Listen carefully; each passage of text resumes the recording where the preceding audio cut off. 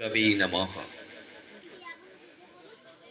ভারতবর্ষ হচ্ছে ঋষি আর কৃষির দেশ।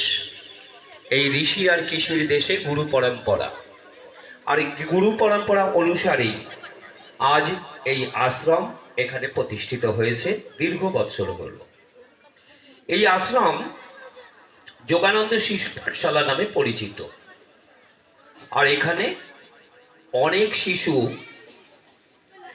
বড় হয়েছে, শিক্ষিত হয়েছে এবং নিজে পায়ে দাঁড়িয়েছে দাদুগুরু এবং গুরুদেবের আশীর্বাদে। একটা কথা মাথায় রাখতে হবে আমাদের সবাইকে, এই গুরু পরম্পরা অনুসারে যে কাজটি এখানে হচ্ছে সেটি বহু পয়সা আলা মানুষও করতে পারে না, যদি এই সুন্দর একটা সিস্টেম না থাকে। কারণ এই বাচ্চারা কে? বাচ্চারাই হচ্ছেন আসল ভগবান।